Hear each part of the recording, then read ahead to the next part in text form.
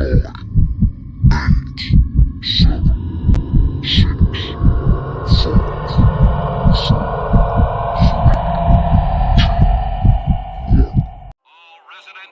go in and stay in your houses.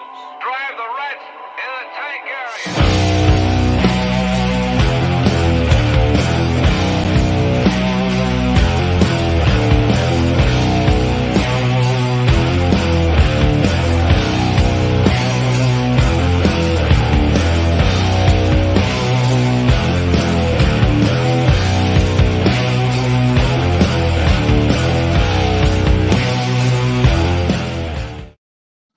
What the fuck is up on a sinful Sunday? As you can see, I've been busy. Anywhoozle, it was a great day, great weather day. We are so happy to have you all here for Tracks of the Damned, as we are going to give us our review of a very sore subject. And that subject is Metallica and this new album. I have to say it. It's been on my mind all day. This is a multi-million-dollar band, and this is the album cover that they gave us. Let's get a look at that again. That's their fucking album cover. I'm just a baby. Right. We're talking about a band that has been around for 40 years, people. What the fuck? Anyways, we're going to be totally unbiased, as all of the posts that we've made for the show today. So we're going to be looking at it from all different angles. And before we jump into that, let's take a quick commercial break to our brothers at Villain Arts Tattoo Conventions. Check it out.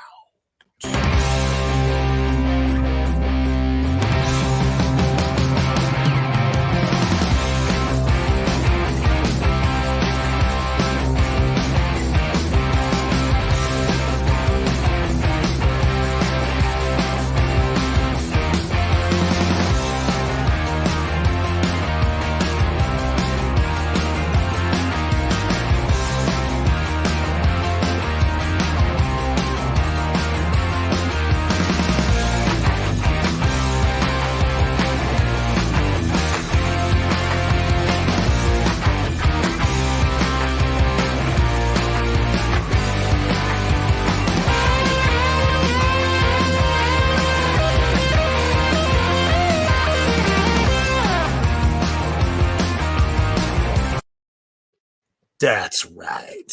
More than just a tattoo convention, it is a family of artists of all types. And if you love dark art, one of those tattoo conventions is for you, and it's the largest in the entire United States.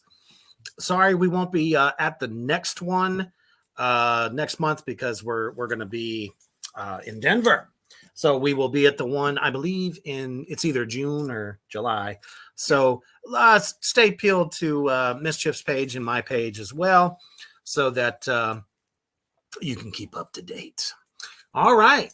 Welcome, Johnny Carpenter. Welcome, Hugh Bevins. Long time no seasels, man. All right. Glad to have you.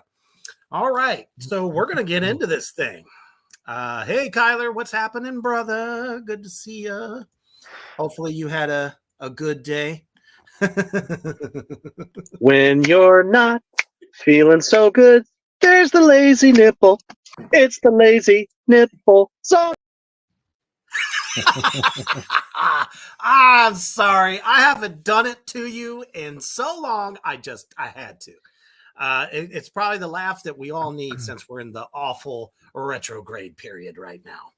All right. So how you doing, Hoof Beast? And of course, I'm doing great, ready to go, and it's so nice to have Mischief with us. Absolutely. I Ready wish you know what we need to start doing is when I start listening to these things for homework, we need to react like a cam reaction, because I'm sure my face today was like, the fuck am I listening to? Okay. And my constantly going fast forward. So, I mean, the memes are everywhere. I had read somebody else's review of this record, and it all says the same goddamn thing. Solid record, but not a banger. So that's kind of, I don't know. I tried. You all know how much I have a very bad history with the other half of Metallica. That means past the Injustice for All record. So I tried to go into listening to this record with total new ears, new heart, tried to block out all those I want to fucking kill you vibes that I had for this record. And well, let's just jump right in it. Would you like to start, my dear? Sure. So a little preface on my what would that be? I don't listen to Metallica. Let's put it that way. I don't know if I've ever listened to Metallica before today. Maybe a song. I don't know. I'm not a Metallica listener. For me, it was boring. I found it very boring. My favorite song on the album, though, is what was it? These ones aren't the same one. I think it was Chasing Light, if I remember right. Yes. I liked that one. All the other ones, though, I was like, we can just skip forward. I think that's the only one we listened to front to back. And I was like, yep, that one's good. Everything else is... I was like, oh, no. Is this what Metallica sounds like all the time? Because... Yes. Yes, Kyler. Yeah. Absolutely. At least she tried. Yeah. Heal 100,000. Yes. Ride the Lightning is most definitely very, very high on my list as well. Ride the Lightning is an album that if somebody said that was their favorite over Master of Puppets or Injustice for All, I'd be, yeah, that's fine. I can totally see that. Exactly. Exactly. We're doing great, Kayla. Hopefully you all are doing good on Sinful Sunday. So yeah, we are literally, we don't necessarily have to go track by track because let's face it, 77 minutes long this record is. And 77 minutes of fucking killer metal is fantastic, but let's just kind of say where this has gone wrong. And we listened to it, I think it was via YouTube. So the track listing isn't the same as where I've seen it elsewhere. Yeah. So it's kind of like, shit. So we started with 72 seasons. 72 seasons, the title track. Now, as soon as we got into this, I was like, are we trying to recapture old glory? I was like, maybe there's some hope for this record a little bit. Because all the like I said, the stuff I've read, Hoofbeast has told me some things. I was like, this is just going to suck ass. And for the most part, well, we'll get to all that. I don't want to give away my total synopsis, but even with just starting with the title track, it sounded like, hey, what's happening, Babylon Sun? Good to have you, brother. Thank you all so much for joining us, by the way. This is awesome. Please share this shit out anywhere and everywhere. If you're a Metallica fan, you might want to listen to this, especially if you haven't heard the record yet. Although we don't want to necessarily spoil it for you, but damn, we can save you the throw up. So it starts off fast, a little bit thrashy, kind of. One of the things I noticed right off the bat, the drums were recorded horribly. I'm going to say it again, a multi-million-dollar band who can literally have the best producer, knows their sound, knows what they want. And I got to say, man, even the guitar tone, not the same band. I thought the guitar tone was inconsistent. Sometimes it has a good low end, and that sometimes, especially when they're on the kind of higher strings on the lower end of the guitar, especially in Lux Eterna, it sounded really flat and really weak and feeble, if you will. Yeah. And I've watched a bunch of other people's reaction and people that I mostly respect, and they haven't brought that up.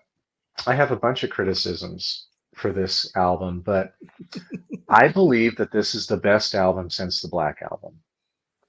And the Black Album to Absolutely. me does not touch the first four, Hmm. but it's definitely better than Load. Load was like a grunge experiment. It was like, what the hell happened to you? You traded your And metal card for, pop rock absolutely. status. And Unload, I was like, hell no, I never bought that album. I mean, stupid album More covers like, too. keep your load, please. Yeah. And then Saint Anger, absolutely never bought that. I can't believe that they have that in Walmart right now on vinyl. Who in the hell is going to buy that on vinyl? Somebody Believe that me, thinks it's cool to say, somebody that thinks, oh, I have every Metallica album. Well, you get an asterisk beside your name if you have every Metallica album in my book. Hi, Stephanie. Yes, we're talking about the new Metallica album. And so, and then it gets to what's the one with the coffin on it? Death Magnetic.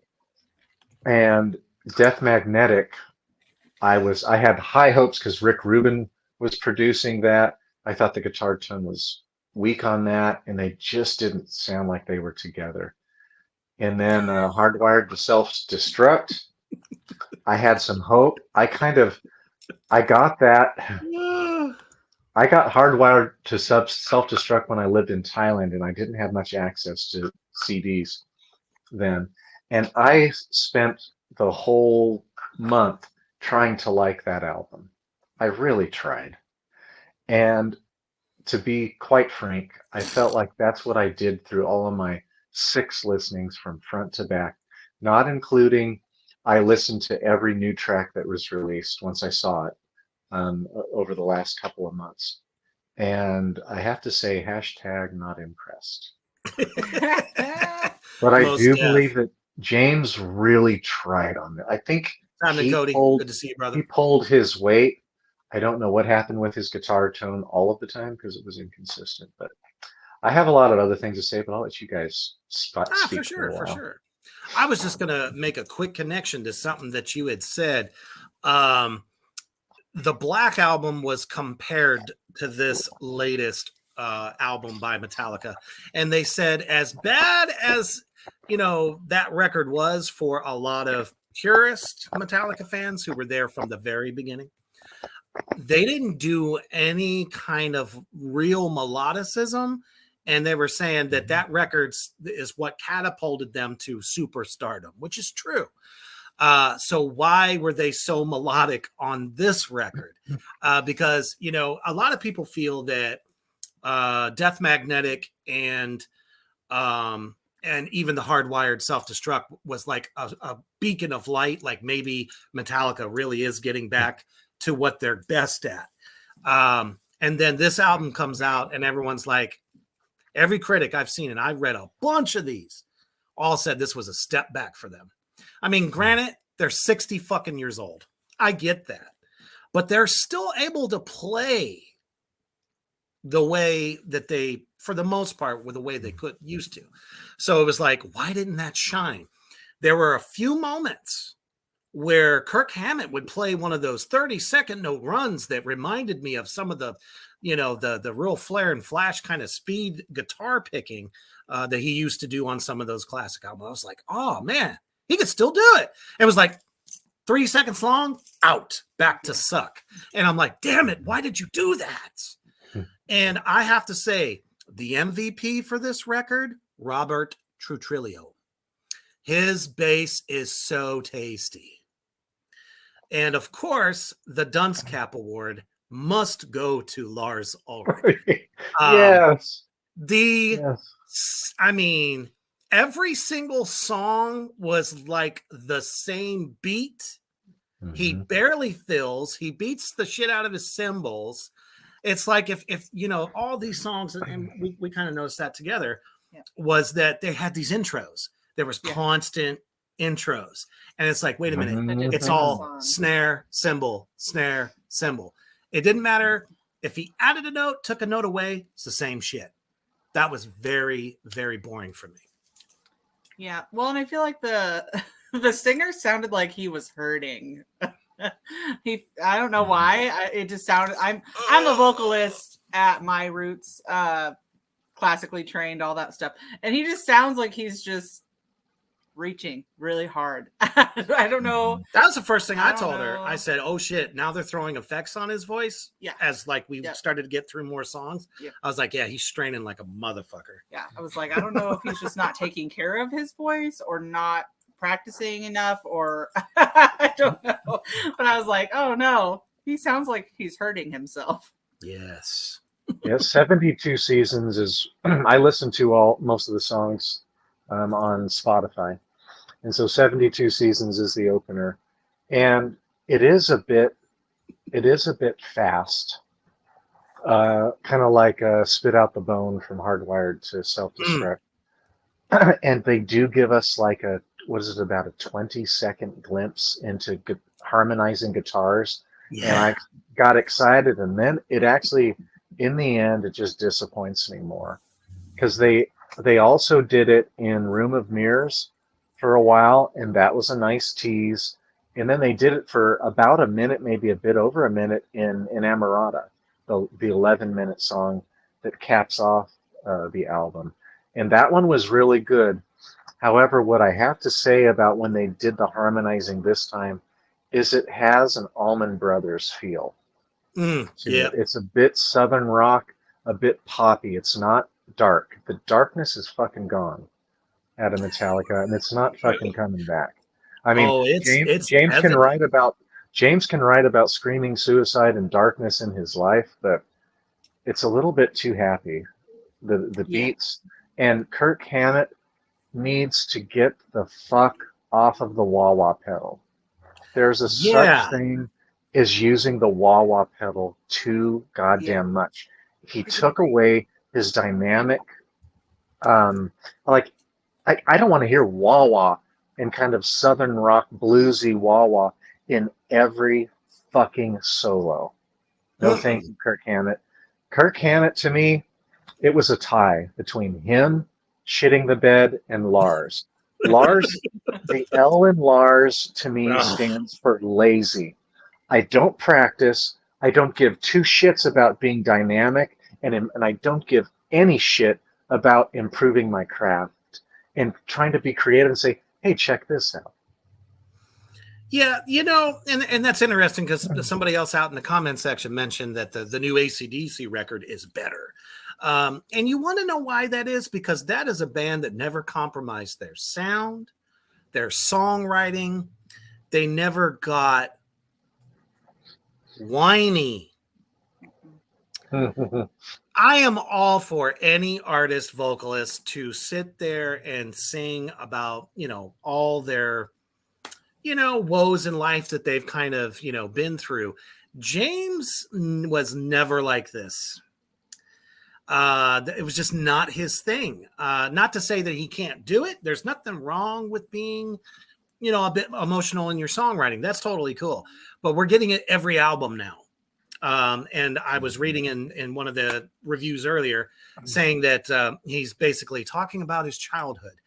It's like, if that was something like really... Is that why it's a baby crib on the front? I think it is. I really do, because they said this whole, all his lyrics are about moments of him growing up. His childhood didn't look all that bad.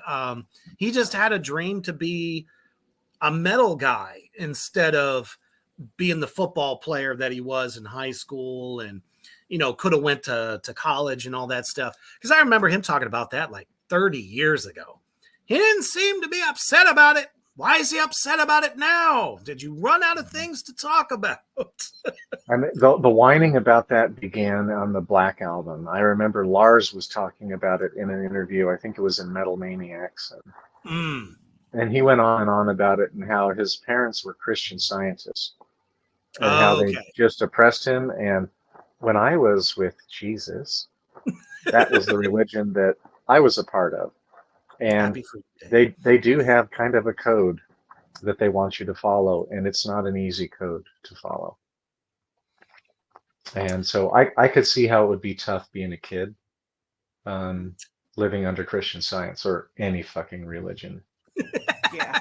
Yeah, pretty much like, yeah, all of them. But I don't know. It just ends up getting, I don't know. They used to be, at one point they were political, obviously on the Injustice for All record. That was Mhm. awesome, as a concept. And even previous records. I mean, they hit so many different, world things, even though they were different decades and shit. I mean, that stuff was fascinating. And like I said, I'm not totally trashing this album because there are certain moments where it almost kind of reminded me of Diamond Head at one point. Um, Yes. in the riffing, Mhm. especially because I know, Lars's little chicken legs were trying to keep up. Although there was at one point, and I think it might have been Lux, I think it was Lux Eterna, where he's actually doing double kick for, I'd say, the first fucking time that I can't remember the last time he tried. And I was like, oh shit, he's pushing his old ass to do it. Awesome. Then it went to straight Sucksville. Boom, Yeah, tap, boom, tap. Leave that to Lux, ACDC. That's what they're known for. right. you know, Lu- Lux Eterna was the song that I disliked the most. Yeah. And mm-hmm, it's the chorus when he goes, Lux Eterna. And mm-hmm. he just says that over and over again. One thing, I don't know what the fuck Lux Eterna is. I don't give Eternal light. half a Step into the shit. light. Yeah, but who gives a fuck? And like it's too happy. I just didn't like that. And that's the song where in that main riff, it is so thin. It Oh. sounds really flat. Darren just said that there is a rumor going around that the drums were a drum machine. I hadn't heard that one. I mean, I this haven't heard this that one sounds like either. Lars. This is what Lars has been doing for years. For like this is what Lars has been doing for 30 goddamn years. Yeah, pretty much. There was a bright light at the beginning, kill them all, and ride the lightning, and into Master of Puppets.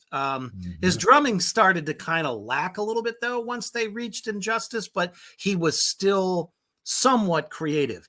He's not doing, the drum fills are just Mhm. awful. Yes, basic, so basic. It's just not something you would expect from what they consider to be one of the big four. How could they ever be considered to be one of the big four with shit like this? What was it that you thought, like you in your opening statement, you said that you thought that the drums were recorded poorly. And because when I listened to it, I kind of liked them. I thought I liked the tone of the snare and I liked the tone of the kick. And I thought that the hi-hat was pretty prominent when it needed to be prominent Thought it on was some of the too songs. prominent most of the Really? time because he spent so much time.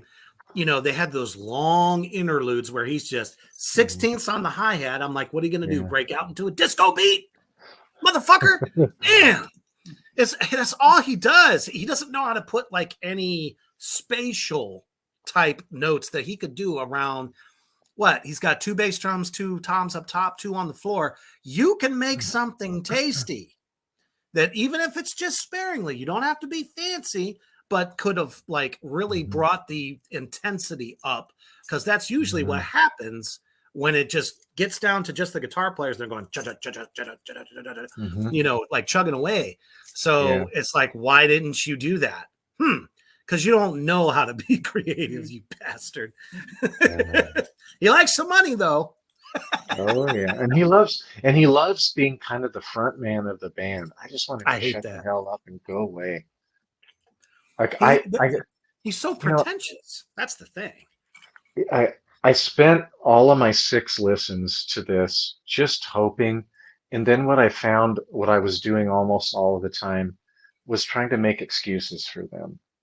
And like, We're oh with you, well, JD. th this riff is pretty good, but it could be so much better. So I've come up with what my solution is for Metallica.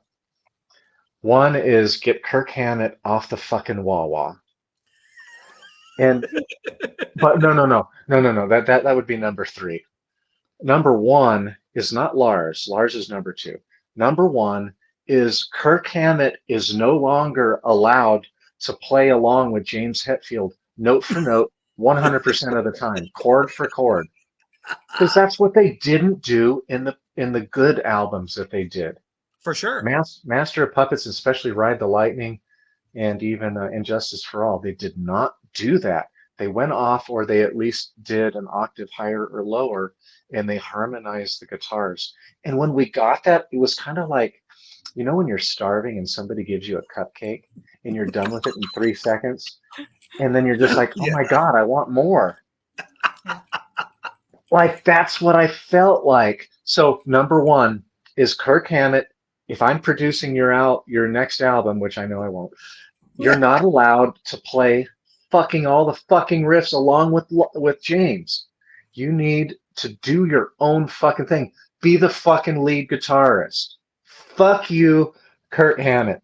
I know you're a nice guy, but you fucking suck. That's why someone's gonna sound like that now, and that's what's gonna make us viral. It's just Human the Hoof Beast saying. I remember when we were kids, we used to call him Kirk Dammit, because we just couldn't stand him. But man, the guy could play some solos. So talk about the one song. Why did that one song kind of like, you actually didn't mind it, and you said like you wouldn't like add it to your playlist? That I would add it to my playlist? That you wouldn't? Oh. Well, none of them. I would add none of them to my playlist. To be fair, it's not my type of music, which is why they brought me into this show, because I am definitely virgin ears to most of the stuff that they listen to. So it's kind of a, you know, I'm coming into it blind. I think I've listened to I've listened to Master of Puppets for sure, and Enter Sandman. That's it. I looked it up on Spotify to see what I had listened to. That's the only two songs I've ever listened to. So I'm so sorry. Super virgin ears. So there it is. To be fair. Yeah. Love it. No, I would add none of them to my playlist. But that one that I liked the most, I think I liked it the most because there wasn't really an intro. That was like the only one that didn't have a weird, like, here's this la-di-da intro, and now here's the actual song that has nothing to do with the intro to the song. Fucking exactly. That's the only one that didn't have that. There ain't nothing wrong with intros, people. You can give me a good intro that's a nice build-up, but if it doesn't match what it suddenly like jerks off to, I'm sorry. We could have done without that. They're all in the comments. Yeah, everyone is to be fair right now. We'll make a t-shirt just for y'all. To be fair. It'll have like a big mischief finger like this. We had to make the goal lines, that's all. I just wanted everybody to know. Yeah, but that's the only one that I like. Damn it! They're all in the comments. To be fair. Damn it! That's it. We're gonna turn that into a soundbite. No! We're gonna do it. We're gonna do it. I'm gonna throw up. Yeah, but I liked that one a lot. The only one I absolutely hated was the last one, the song that was 11 minutes long. In Murata. That's another one. I felt like it started off awesome. It did start off because it was like slow, almost kind of like not necessarily doomy, but it was a little bit like droney. It's like, minor chords. Yeah, minor chords are odd. Like you're marching towards the gallows kind of thing. Yeah. I love that shit. Which is why I love doom metal so much. But I'm like, okay, finally they changed fucking tempos. It was either halftime into a fast 4 or that really cool, slow, groovy kind of deal. And then when it got to the little breakdown in the middle and Lars is jerking off on his hi-hat there and only the bass is playing and, you know, James is like, I'm like, shut the fuck up and get to the rock. Why did that have to be there? There was a song that sounded like there's going to be like a really good breakdown, and then it just didn't. It's like it's like you got blue balls. I don't know what at that happened. point. Yeah. Got Yeah. you right to the We edge. thought but we were didn't going to finish. go somewhere, and we didn't get any closure. Yes, I think that I think if you go to what is the street in New Orleans? Bourbon Street. Yeah, Bourbon Street. If you go down Bourbon Street, or in Pattaya, you go down Second Street in Pattaya, Thailand. I think that Metallica gives more blue balls than all of the beautiful prostitutes on both of those streets combined. They tease you and tease you and tease you, and you're hoping and you're hoping, and then No one likes 24 hours of edging, you know. That's Yeah. just No, how it because after a works. while, you just get bored and go away. The reason, okay, and I never actually finished my thought on that. So the reason I didn't like the way the drums were produced, because in certain songs you couldn't hear certain parts. The snare would be so much further back, and then in some songs it would be so much in your face it reminded me of the Black Album.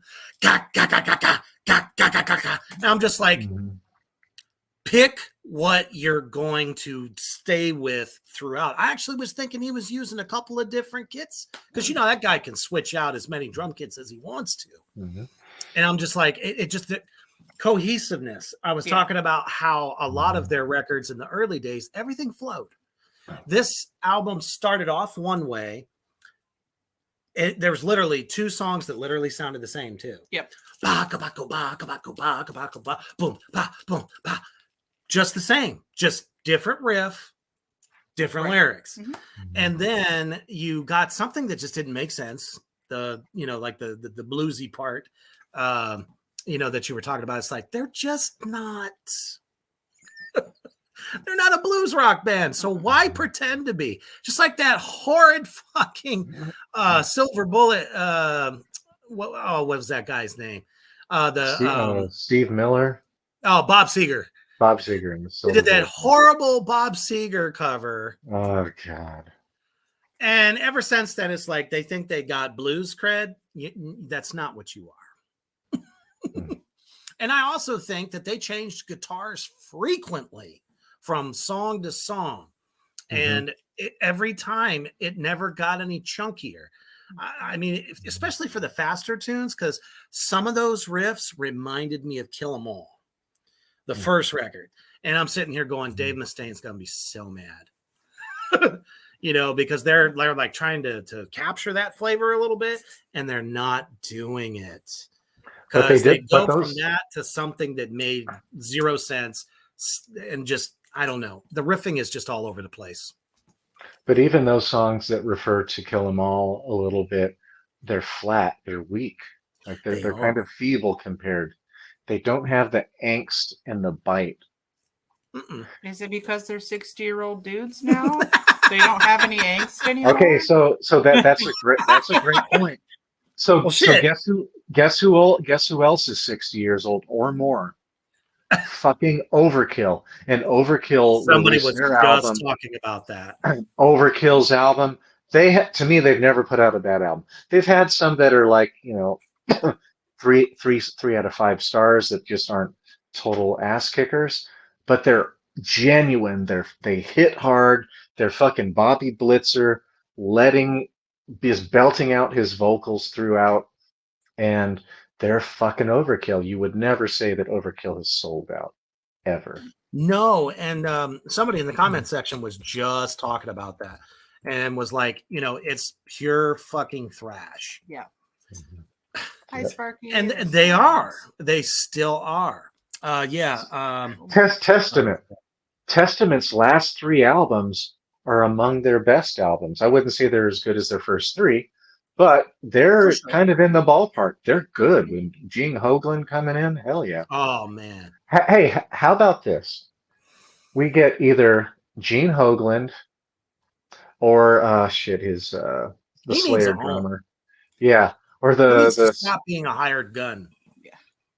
Yeah, I would take Charlie Benante, or I can't believe I can't think of his name right now. Slayer's drummer. Lombardo. Yeah, Dave Lombardo. I can't believe I would like just one of those 3 drummers, let them be in the band, put a governor on Kirk Hammett that he's not allowed to just play along with James anymore, and that he Put has it to in be the more contract. creative, You and he can't needs to play do with James. harmonizing guitars, and he needs to do things that are dark. Take away his fucking wah-wah pedal. Okay, you can have it for one solo, but you're not going to blues us out on it. And then Lars, goodbye. Gene Oh, Hoglan can, Dave Lombardo or Charlie Benante can take your place. they should have canceled his fucking contract years ago, especially when he was the reason it took them aeons and millions of dollars to get a record done. Because that was, you saw it when they brought in the psychiatrist to mediate between him and James. And all the while, you know, Lars has hopped up on all the fucking snowblind he can get his hands on, you know, basically snorting up the whole city and can't fucking play. James plays the riff and it's really good. And he goes, all right, Lars, play with me. Can't fucking do it. He was gone. That was the best part of that fucking movie, watching him suck. Perhaps of all the drummers that are with famous bands, I would be happy if Lars would just go away. Just go away. Like they've held Robert Trujillo back. I'm glad that Robert was, at least I could hear his bass in several of the songs, and he was in the intro in 2 of them, and it was pretty dirty and filthy. He is a phenomenal bassist. Just like you like a horse. I was really Baritone Activa. I was really disappointed when Robert Trujillo signed with Metallica, because so was I. I would, just as I would have been super disappointed if Les Claypool had signed with them, because they're not a fit. Freaking Robert Trujillo is he's too good for them. He's funky. He's so dynamic, and they neutered him through all of the albums until this one. This is the first one where I could actually hear him the way it should be for like maybe 3 or 4 of the songs. And he was one of the first legendary bass slaps type players in metal that no other bass player was doing. And he hasn't done it at all. Even when he was in Ozzy's band, he was able to do that. He could still slap notes that he wanted to. And it fit. He knows how to fucking do it. I mean, if you've listened, sorry. No, you're good. He just sold his soul for the money. And that's the same problem with fucking Lombardo. He is also selling his soul for money because he can go to Mr. Bungle whenever he wants to. And he's the drummer for the Misfit reunion shows. Just found that out. You fucking turncoat. Well, that'll be easy for him. I mean, man, that's it's easy. like what, man. a minute and a half songs. Yeah. Don't get me wrong, I'm a Misfits fan, but still, Lombardo is too good for that. I agree. Hell yes. So if I had anything positive to say, is I would say James has written good riffs. It's just they need something else. They really do need something else. And whoever produced it or mixed it, fucking wrong. Like if I was producing Lux Eterna, I would not have allowed that to sound so feeble and thin. I would say, no, we need to beef that and give that fucking riff some teeth. Somebody made that decision to make it sound like that. It almost kind of feels like they were told what to do, because under producer, it says Greg Fiedelman, James Hetfield, and Lars Ulrich. So I bet you between the two of those assholes, it was like, I'm paying you this. You will give us this. All righty. Before we get into more of this carnage candy we want to call the new Metallica album, we're going to take a quick commercial break to our brother over at Poison Valley Clothing. Check it out. Allahu Akbar.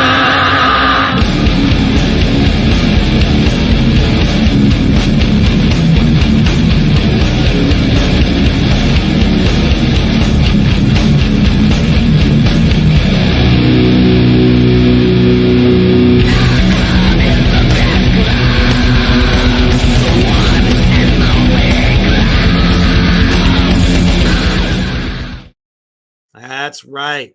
And as a matter of fact, Poison Valley just released 2 new designs over there at Poison Valley Clothing. And you have to click on, what is it, Valley Rose candles in order to order, because he's put both of his businesses together.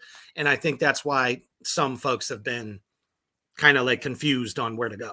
So go to Poison Valley Clothing Facebook, but make sure you click on Valley Rose Candle Company in order to get your custom horror design, or if you have a favorite band that represents that company, you can check that wing out too. All right. So we've been talking about the new Metallica album. Let's kind of take it back to some of the songs here. So the one song that me personally, that is the only song really on the album that I thought was kind of good, and it's a stretch, is the song called You Must Burn.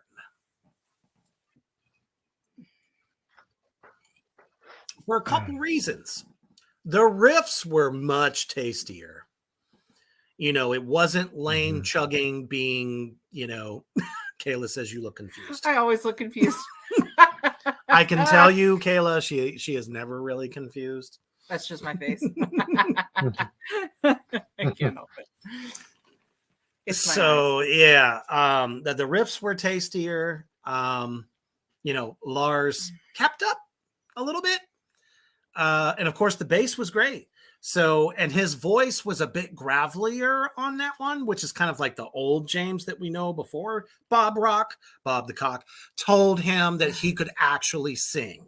You know, it was like reminiscent of that. So with that song, I could stomach a minute of it, maybe a minute and a half before it went into something fucking stupid. Damn it. It's like every time I try to give Metallica some credit, I mean, again, 60, still doing it. They should be like songwriting gurus of their genre, and they're just not. I think they lost the passion, people. I really do. I've been shaking my head for 30 years, so I don't know what the answer is. They said I'm confused for them. Yep. You know, it's because I'm blonde, so I just look like I don't know where I am. That's a stereotype. That is a useless stereotype.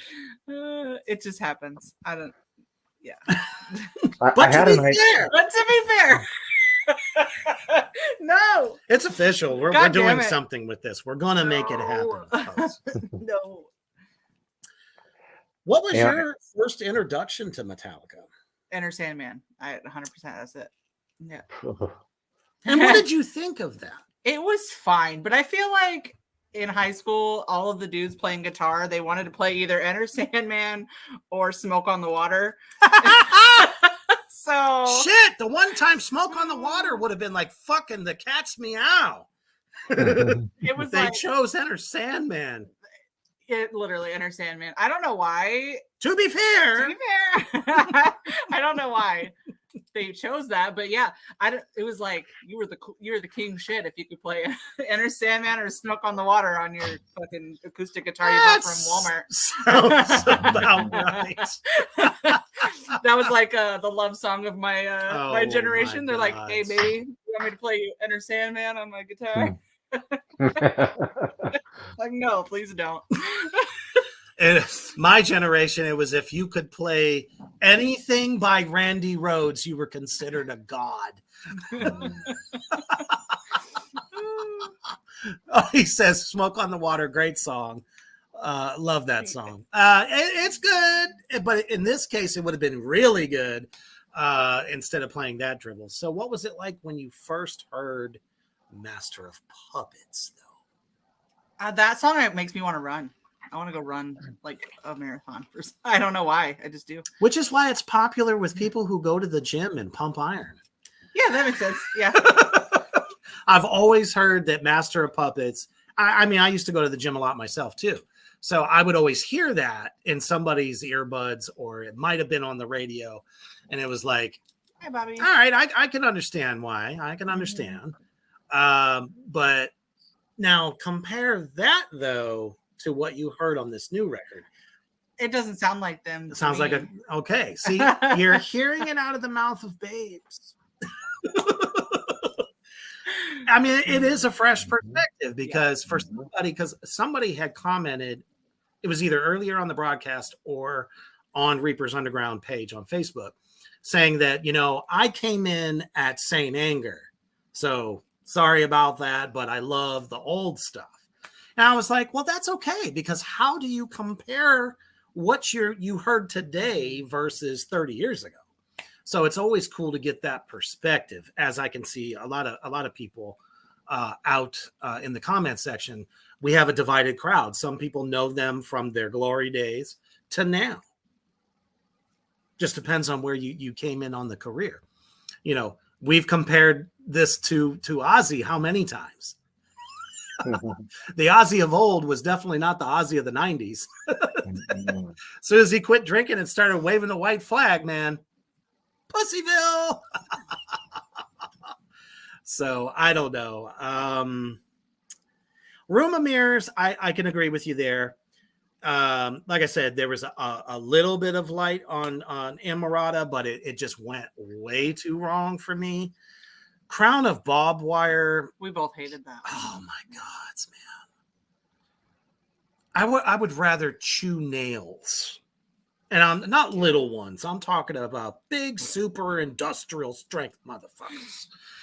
Than listen to that song. We caught like maybe 30 seconds of Sleepwalk My Life Away. Yeah. No. Dumb Ooh, title. That hurt. And it's like a sixth grader wrote both of those songs. How can you hold yourself to this certain status in the metal community and suck? Yeah. Maybe they don't feel like they have to try as hard. You're probably right. At this point, I mean, James Hetfield could wipe an album with his ass and say, "Here you go. Here's the new record," which I don't know. I definitely feel like they're losing it. I don't know. Any of you out there in the comment section, let us know. Is Metallica done? Should they hang it up? I say yes. I say yes, unless somebody has a come to Satan meeting with them and slaps them a little bit and gets them back on track. And I just don't think that can happen. I think Lars is the driver of this bus, and Seems it's never going to turn around. It's I would love really disappointing for Baphomet to show up and just eat Lars.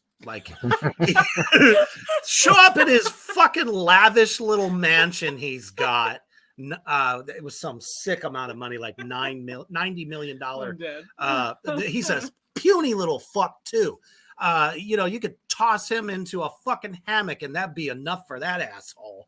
But no, he's got a $90 million fucking mansion. Baphomet shows up and goes, "It's time, dickhead," and just eat him. That would be so great. And then they would be free of this curse and then invite Dave Mustaine to come back. Throw fucking Kirk Hammett into the abyss, and then you got something. James at that point has to rock. Boy, that would be nice. Wouldn't that be something?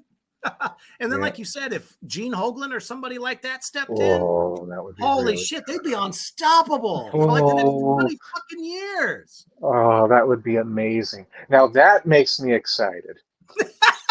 That I like. I'm particularly excited about the eating of the Lars Ulrich problem. That'd be great. Yeah. Yeah. I'd be fine if he just had like super bad hemorrhoids eternally. Like super bad. I can't play right now, guys. My ass is exploding. Yeah, just grapes hanging out of his ass 24/7 for a couple of years. That would be fine with me. Devil Kitty, get down. Sorry. She's literally. Okay, I'm gonna try to be a little bit positive. Yeah, Like I I did too, mentioned it man. We before. all I did. mentioned it before. Thank you, Metallica, for letting Robert Trujillo's bass come out a little bit. That was my Um, happiest moment. I do believe that James has written the spine of good riffs in every Absolutely. song. I think he has the spine. It's there. It's just it's missing so many other pieces that I'm tired of making excuses for them. Well, they're 60 years old. Dave Mustaine's last album with Megadeth is way better than this. It's a good So good. album. It's a really good album. And so, like, they don't get that excuse. They don't get that pass. And people really just need, like, there were so many people that are extreme metal reviewers, and they were too patsy and nice to Metallica for this album. I Probably am because they're trying to be afraid nice. Lars is going to call him and say, cease and desist. I have lawyers that you do not. Yeah, I'm serious. They're probably afraid of the guy. yeah, whatever. But I listened to it 6 damn times, and I'm not buying this album. I will not buy this one. And It's, to I be tried. fair, we're going to recommend to all of you who know what good metal is, old and new, don't waste your money. Don't line the pockets of Lars fuck himself Ulrich. Mm-hmm. Just don't do it. I mean, if you're going to listen to Metallica, go back. If you were a fan of, let's say, Death Magnetic or even the Hardwired Self-Destruct, that's fucking fine too. I agree, Heel. Check out Overkill's album. It's so much better. Mm-hmm. There Check are out so many Testament. better albums. Testament, Dark Angel. Oh, Their last album, the bunch of their albums have been really good. Shit, there's fucking Death Megadeth's. Clock is better than that. Yeah. You know what? I like Ghost way better than this. Ghost You know, Ghost and has a it's a completely prominent bass different. that, Yeah. yeah, but it's kind of poppy and it's about the same pace as most of 72 seasons. 72 seasons, by the way, in case people don't know, there's, 4 seasons a year times 18 until your Mhm. adulthood. So that's why you see the crib and all the things through James's childhood on there. But terrible album cover. I mean, they're even selling T-shirts with that big old bright yellow thing on there. You Are we, know, what, and there's we're going gonna to call it the be Banana album? Banana. the broken banana, Yeah. the burnt banana album. Yeah. I would like to call it that. Kitty pretty kitty. We're Oh, they're not wreaking saying havoc, right? this. We're not saying the things that we're saying because, to me, we're the first ones who have been brutally frank about this album, and we're not trying to be cliche. Like it's so easy to hate Metallica after the last 33 years. Metal It, it's Church, it's definitely. it's yeah. It's too easy. It's too easy to be hateful, but like we've been really specific. No more wah wah. Harmonized guitars. Don't play the same fucking riff as James all the time, you dipshit. And Lars, just go away. Yeah, And play a solo like you fucking mean it. for sure. Man. Stay if you're gonna play a shredding solo, it's got to stay that way. Don't suddenly go off and do some BB King shit. Not to say BB King shit is bad, but it doesn't belong in a shredding solo. It Mm-hmm. just doesn't, especially if the rest of the riff is heavier. It's just dumb. It sounds like he used Gibson's because ESP has been really nice.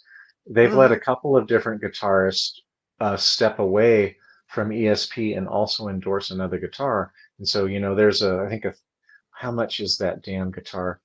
It's like 21,000 or something like that for he's got and they purposely made it like what a poser guitar. They purposely weathered it and to make it look like it's been used for years. Oh, I think it's 21 grand for that gold flame top, maple flame top Les Paul. And it sounds like every time he jumps on the wah-wah, he's on a Les Paul or he's on like a 335 or a 355, doing a Gibson, doing the solos. I was on to Lars Ulrich when he came out with his signature drumsticks, you know, those black ones that are metal. He obviously can't hit for shit. He's got to have metal drumsticks to play. He's such a dipshit. I'm telling you. And, you know, if James would just go back to where he started, where he was going, let's not even say Kill 'Em All. Let's say go back to Master of Puppets. Mm-hmm. That voice was amazing on that record. Mm-hmm. He could still do it. You hear him, his voice is going high and sometimes low and sometimes gravelly. He can still do that shit. He's just got to want to. Mm-hmm. I don't know. He's definitely no John Lennon of fucking metal. That much I can say. Does Human Hoof Beast have a page? Why don't you let him know? I just do Instagram just because I just opened a new business not even a year ago. So like today I spent all day cutting wood because I'm building new racks for fish aquariums. And so I'm so busy with that. And then I just have time to do my Instagram. I don't even do my store's Facebook very well. I don't do its Instagram very well. And that's what's bringing home the money. But yeah, I'm on Instagram. It's just at Human the Hoofed Beast. I can honestly say flipping back and forth between the two is exhausting. Yeah. Like I'm just so tired all the time. And you know, doing taxes and your first time having a business, like I wasn't as organized as I should have been. So I've had to go back and find stuff. Oh yeah, I paid for this and that, and because I don't want to pay any more damn taxes than I need to, because it's hard getting business going off the ground. Fuck yeah, it is. Yeah, definitely follow him. It's awesome. He's been constantly tracking his new album, which I'll be playing the drums on. Yeah. And I am going to post you on there, Reaper. I've just been so damn busy. Oh, no worries, man. I haven't got to it because I know it's going to help out a lot. And I am so thrilled to have you on that album. Because when I program the drums, I'm just, like, it's taken me a long time because these songs are more dynamic than the first album. And I just, so it's hard for me to program. Manchester, England. All right, cool. Nice. But anyways, I'm so glad just to have, like, I can just give that to you, and you're gonna fucking do some beast fills in there, and we're gonna show Metallica how it's done. Hell yeah! And you know, I even had the thought. Thank you, Virgil. Appreciate it. What I would like to do is take, I can pull the song, the Metallica song, put it into my Reaper digital audio workstation, and I will do Kirk Hammett's fucking part. I'll let him keep his stupid bluesy solo, but I'll show him this is what you should be doing. Because as I listened to this album 6 times, that's what I found myself doing. This is what Kirk should be doing right now. And then people would go, it's not going to be as good as Master of Puppets or Ride the Lightning or even Injustice for All, because of Lars is still in the band and those blues solos are still there. But it will be the next best from there. So I've been thinking about doing that. And let's talk about new metal just for a second. Not new metal, because I hate that motherfucking term. Brand new metal albums that are coming out now, multi-genre, whether it be extreme, death, black metal, goth metal, whatever. Guys, there is so much better shit out there. And I hate to say it, Metallica is representing metal in general. It's time to finally deflate the egos, don't you think? Let's tell them what we really think. Thank you, John. and like, if you go into, if you go into, so like all the new songs that they released by themselves, and you look at the comments, I'm just like, oh my God, Do you guys play an instrument? Are you actually dedicated to metal? You've Like, made what the amazing fuck are instruments. you fucking saying? Like, they're all just totally Shit, playing the sucking skin flute Metallica is off. better than that. Yes. Fucking hell. Well, you know what? I hope with this broadcast we have saved you guys years of therapy and to not have to listen to this album. And if you're fucking curious and you want a good laugh, smoke a big bong hit, you know, grab some of the devil's nectar and have a good laugh, because that's what you're gonna get with this record. And we really did try. We prefaced it from the beginning. We went into it open-minded. Let's see what these four gentlemen put down. And it's just, it doesn't stand up to anything. Like, Sad. I'll add that James has written catchy choruses, but in a pop sense. They're more on the pop side, especially like Inamorata.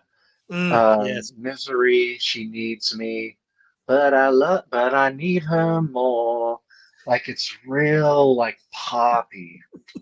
Like, almost everyone is no thank you. You. Yeah, she tried it. 10 out of 10 would not recommend. No, definitely not this one, at least. No. I'm sure I'll find something of you that you guys listen to that I'll enjoy, but Well, Metallica was not the tits. So you're kind of diverse, though. I mean, I listen to everything. You're versed in What about in, Tool? classic rock, and I don't think I've ever heard a Tool song. Well, you can just go watch our videos because we're going to tell you exactly what to listen to. Okay. 'Cause Reaper and I both love them. Oh Yeah. gosh, just the sheer musicianship of those guys is amazeballs. artists that I grew up in an interesting musical household. You did. Let me just give you the top 5 that my parents listened to. Kid Rock, Ozzy Osbourne, Eminem. My dad really liked Not the candy. Not the candy, the rapper. My dad really liked Kenny Chesney. Is that his name? Yep. Country guy? Country guy. And then shit, I don't even know. I couldn't even tell you. Like Limp Bizkit or something. I don't fucking know. Now, see, that's really interesting because, obviously I'm a bit older. And when I grew up in my household, it was 50s. Big Bopper, fucking James Brown, all the greats of the 50s, Elvis Presley, and then some 60s influence in there too. Not that poetic stuff. I could not get with that. And then, and obviously classic rock. Classic rock was huge, which is where I found my love to want to be a musician for the past 30 plus years.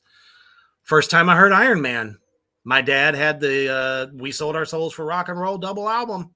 That was my education, and it's been a romance ever since. But you've kind of expanded though. Oh yeah, I listen to basically everything. So I've got 50s, 60s, 70s, 80s, 90s, everything, rock, metal, very small amount of country, rap. There's nothing wrong with good country, but there's bad country. There is bad country. I don't listen to the She Took My Dog and My Truck country.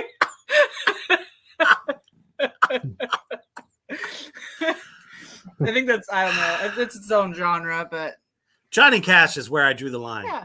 I love me some Cash every now and again. Just, kind of like a background.